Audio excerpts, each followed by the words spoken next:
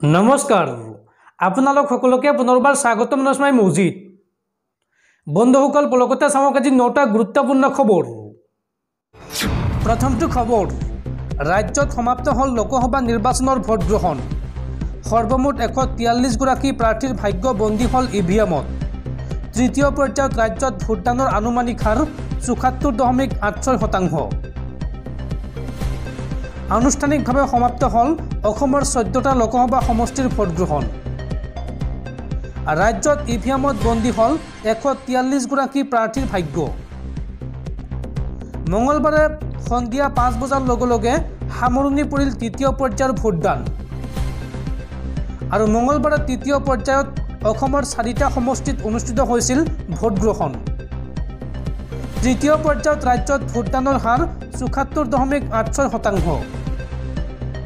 কোকৰাঝাৰত বিয়লি 5 বজালৈকে 74.24% ভোটদান সম্পন্ন হৈছে।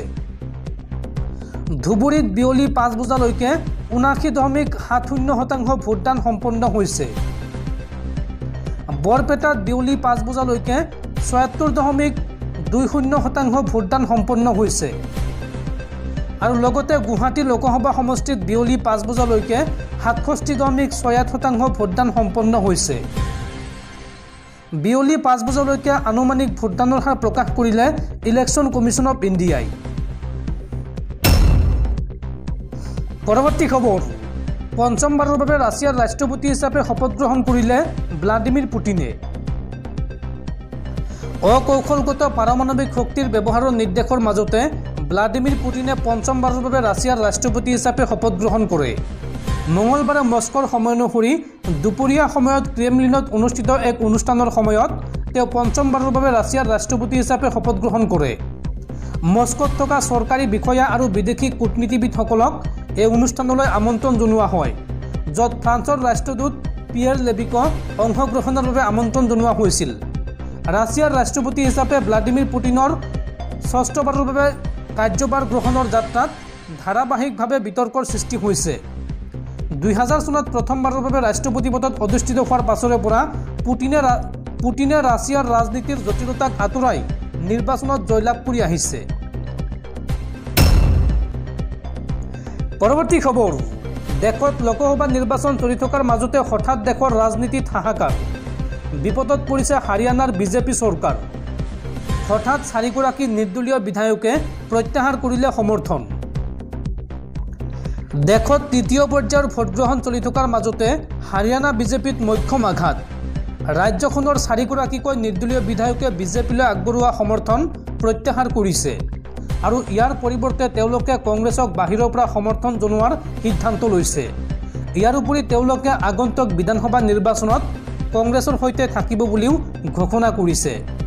এই নিৰ্দলীয় বিধায়ক কেইজন হৈছে ক্ৰমে পুন্দিৰ সমষ্টিৰ ৰন্দ্ৰীৰ গোলান, নীলকেৰীৰ ধৰ্মপাল গণ্ডাৰ, দাদুৰীৰ সমবীৰ সিং চাংৱান আৰু বাদশাপুৰৰ ৰাকেশ দলতাবাদ। এই 4 গৰাকী বিধায়কে কিছুদিন পূৰ্বে বিজেপি চৰকাৰলৈ সমৰ্থন জনাইছিল আৰু এতিয়া তেওঁলোকে কংগ্ৰেছক প্ৰত্যক্ষভাৱে সমৰ্থন জনাব নোৱাৰে আৰু তেনে কৰিলে দল ত্যাগ আইনৰ আওতালৈ আহিব পাৰে। সেয়েহে তেওঁলোকে বাহিৰৰ পৰাই কংগ্ৰেছক সমৰ্থন জনাব বুলি ঘোষণা কৰিছে। উল্লেখযোগ্য যে এই 4 গৰাকী বিধায়কে তেওঁলোকৰ সমৰ্থন প্ৰত্যাহাৰ কৰাৰ ফলত এতিয়া সাহসীয় বিজেপি চৰকাৰখন বিপদত পৰিছে। মাত্ৰ কেইদিনমান পূৰ্বে এই চৰকাৰখনে সংখ্যাগৰিষ্ঠতাৰ প্ৰমাণ দি উঠিছিলহে। বন্ধুসকল, তাৰপিছত 4 নম্বৰ খবৰটো জনোৱাৰ আগতে আপোনালৈ এটা সৰু ৰিকুৱেষ্ট, যদি তেওঁলোকে এইটো ভিডিঅ'ত লাইক কৰা নাই তেন্তে প্লিজ এটা লাইক কৰি দিয়ক আৰু এনেকুৱা ধৰণৰ নতুন নতুন ভিডিঅ' পাবলৈ চেনেলটো ছাবস্ক্ৰাইব কৰি কাষত থকা বেল আইকনটো প্ৰেছ কৰি ৰাখক। পৰৱৰ্তী খবৰ, দেশত পুনৰ ভয়ংকৰ গুলীয়াগুলী। জম্মু কাশ্মীৰত পুনৰ নিৰাপত্তাৰক্ষীৰ সৈতে হোৱা ভয়ংকৰ সংঘৰ্ষত 2 সন্ত্ৰাসবাদীৰ মৃত্যু হৈছে। মঙলবাৰে জম্মু কাশ্মীৰৰ কুলগামত নিৰাপত্তাৰক্ষীৰ সৈতে হোৱা সংঘৰ্ষত 2জন সন্ত্ৰাসবাদী নিহত হোৱাৰ খবৰ আহিছে। দুয়োপক্ষৰ মাজত এতিয়াও এনকাউণ্টাৰ চলি আছে। সন্ত্ৰাসবাদ বিৰোধী অভিযান সমাপ্ত হোৱাৰ পাছতহে নিহত সন্ত্ৰাসবাদী 2জনক চিনাক্ত কৰা হ'ব বুলি শীৰ্ষ বিষয়াই জনায়। সূত্ৰৰ পৰা লাভ কৰা তথ্য অনুসৰি এই এনকাউণ্টাৰত নিহত হৈছে লস্কৰী তৈবাৰ শীৰ্ষ কামাণ্ডাৰ বাছিদ্দাৰ। অৱশ্যে এই কথা এতিয়াও আনুষ্ঠানিকভাৱে নিশ্চিত হোৱা নাই। ইতিমধ্যে নিহত 2জন সন্ত্ৰাসবাদীৰ মৃতদেহ উদ্ধাৰ কৰা হৈছে। বিষয়াসকলে জনোৱা মতে ৰেডৱানী পাইন অঞ্চলত সন্ত্ৰাসবাদী আত্মগোপন কৰি থকাৰ তথ্য লাভ কৰাৰ পিছতে সোমবাৰে নিশাই অভিযান আৰম্ভ কৰিছিল নিৰাপত্তাৰক্ষীয়ে। লস্কৰৰ সহযোগী সংগঠন দ্য ৰেজিষ্টেন্স ফ্ৰণ্ট চমুকৈ TRFৰ শীৰ্ষ কামাণ্ডাৰ বাছিতদাল লুকুৱাই থকাৰ সন্দেহ কৰা হৈছে। কাশ্মীৰৰ বহু স্থানীয় আৰু আন লোকক হত্যাৰ লগত জড়িত আছিল তেওঁ।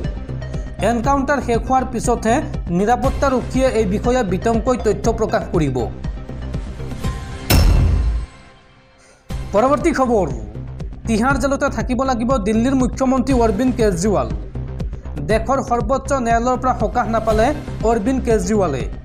অন্তৱৰ্তীকালীন জামিনৰ পৰা বঞ্চিত হ'ল অৰবিন্দ কেজৰিৱাল আৰু 20 মেলৈকে বৃদ্ধি কৰা হৈছে অৰবিন্দ কেজৰিৱালৰ ন্যায়িক জিম্মাৰ ম্যাদ।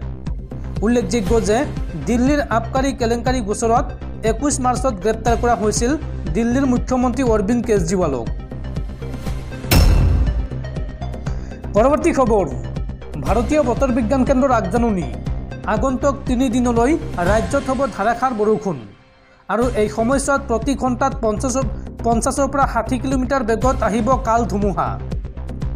অসমৰ আটাইকেইখন জিলাতে কম বেছি পৰিমাণে বৰষুণ হোৱাৰ সম্ভাৱনা আছে এই সময়ছোৱাত।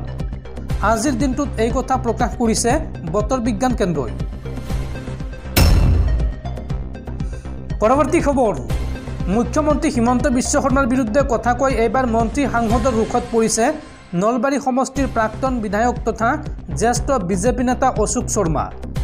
অশোক শৰ্মাৰ মন্তব্যক এইবাৰ উভতি ধৰিছে সাংসদ দিলীপ শইকীয়া আৰু মন্ত্ৰী জয়ন্ত মল্ল বৰুৱাই। মুখ্যমন্ত্ৰীৰ বিৰুদ্ধে কথা কৈ এইবাৰ মন্ত্ৰী সাংসদৰ ৰোষত পৰিছে জ্যেষ্ঠ বিজেপি নেতা অশোক শৰ্মা। ভোটগ্ৰহণৰ দিনাই অসম বিজেপিৰ বিৰুদ্ধে মাত মাতিছিল নলবাৰী সমষ্টিৰ প্ৰাক্তন বিজেপিৰ বিধায়ক অশোক শৰ্মাই। অশোক শৰ্মাৰ মন্তব্যক এইবাৰ উভতি ধৰিছে সাংসদ দিলীপ শইকীয়া আৰু মন্ত্ৰী জয়ন্ত মল্ল বৰুৱাই। অশোক শৰ্মাৰ বিৰুদ্ধে আক্ৰমণাত্মক মন্তব্য সাংসদ দিলীপ শইকীয়াৰ। দিলীপ শইকীয়াই এই সন্দৰ্ভত কয় যে অশোক শৰ্মাৰ মতিভ্ৰম হৈছে, গতিকে তেওঁক চিকিৎসাৰ প্ৰয়োজন। মোক হৰুৱাবলৈ 2011 চনত বিৰোধী প্ৰাৰ্থীৰ পৰা 2 লাখ টকা লৈছিল অশোক শৰ্মাই, তাৰ প্ৰমাণ আছে। অশোক শৰ্মাক দুমুখীয়া চৰিত্ৰৰ ব্যক্তি আখ্যা সাংসদ দিলীপ শইকীয়াৰ। তেওঁ এই সন্দৰ্ভত কয় যে মোৰ মতে অশোক শৰ্মাক দলৰ পৰা বহিষ্কাৰ কৰিব লাগে। আৰু ইপিনে বিজেপিৰ ভিতৰত অসন্তুষ্টি ব্যক্ত কৰা অশোক শৰ্মাৰ বিৰুদ্ধে সৰব হৈ পৰিছে মন্ত্ৰী জয়ন্ত মল্ল বৰুৱা। মন্ত্ৰী জয়ন্ত মল্ল বৰুৱাই এই সন্দৰ্ভত মন্তব্য কৰি কয় যে প্ৰধানমন্ত্ৰী মোদীৰ বিৰোধিতা কোনো লোকেই বিজেপিত থাকিব নোৱাৰে। এই মন্তব্য কৰে মন্ত্ৰী জয়ন্ত মল্ল বৰুৱাই।